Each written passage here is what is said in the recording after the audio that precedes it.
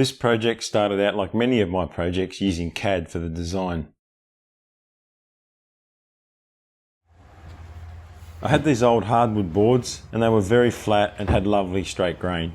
These might have been shelves in an old bookcase looking at the number of staples in that back edge, but I only had just enough for this job, so I needed to get both side pieces of the Caddy out of one board. I ripped off the back edge with the staples in it, but left the front rounded edge because I needed as much width as I could get, and I thought I could use it as a decorative feature anyway. I traced the sides onto the board, and as you can see, it was a tight fit. I then rough cut them out using the bandsaw because it was my intention to make a routing template to finish the shape of the sides. The routing template will only be used to cut the curve, and although it's only 2 pieces, it's still worth it to me to make a template to get a consistent and identical curve on each side piece.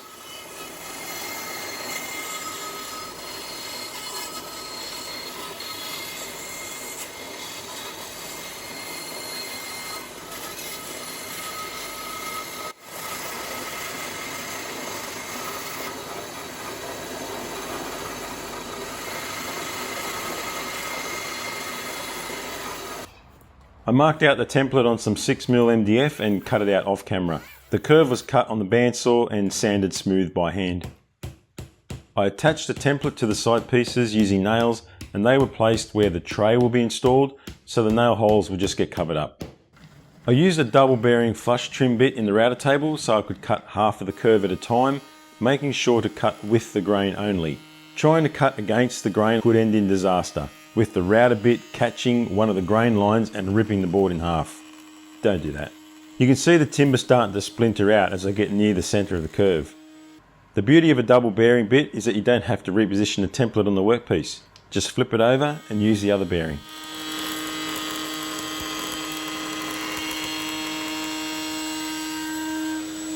I used my sliding bevel to replicate the angle of the bathtub, and then transferred that angle to the miter gauge on the table saw to cut the end profile on each of the side pieces.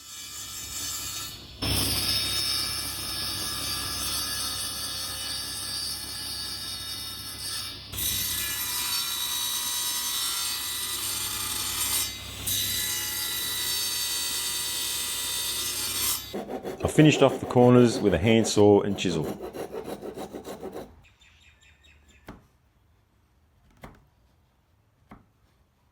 Remember how one of the side pieces already had a rounded top edge? Well, I had to do the same to the other one. So I set up a round over bit in the router table, and to avoid any splintering, I made a number of shallow cuts until the router bit was level with the table for the last cut.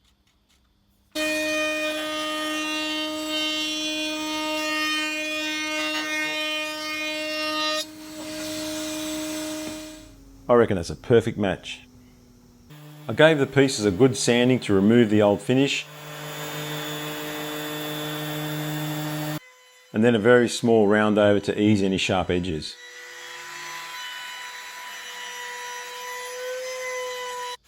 Burn marks are common on hardwood, but these are easily sanded off for a great finish.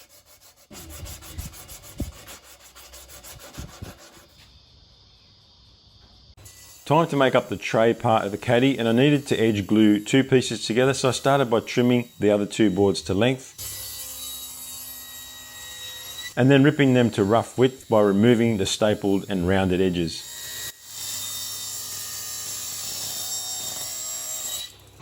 Then through the thicknesser to clean them up, remove the old finish and bring them down from 19mm thick to 13mm.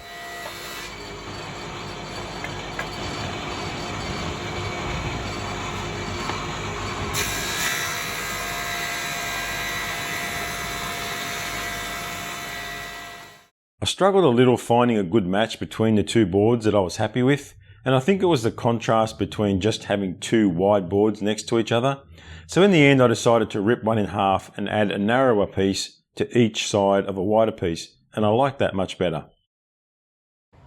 With the layout decided, it was time to glue the 3 pieces together to make one board for the tray.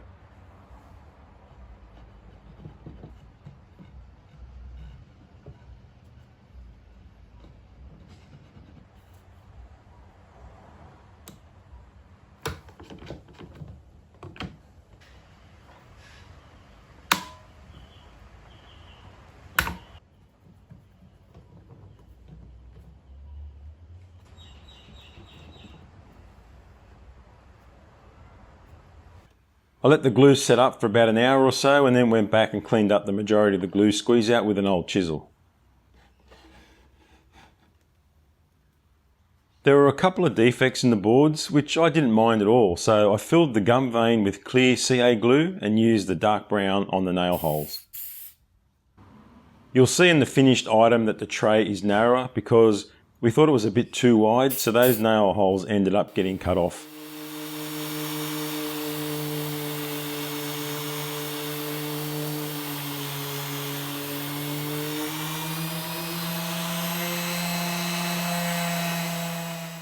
I trimmed the tray to final length and then started drilling the holes for the dowels that would join the tray to the sides. I used my trusty Dowmax doweling jig for this. I started by centering the jig on each piece and drilling 2 holes, and then using the distance gauge I drilled the other holes out from the centre.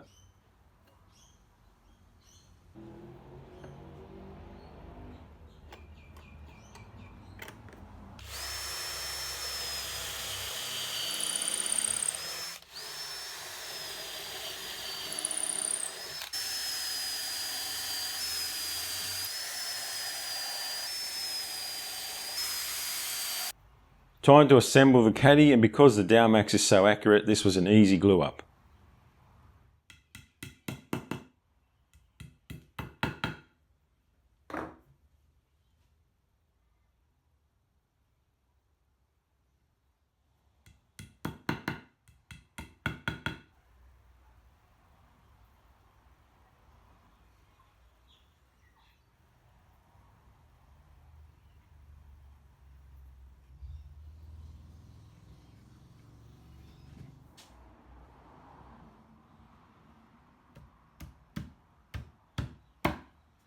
As I always say, perfect fit every time.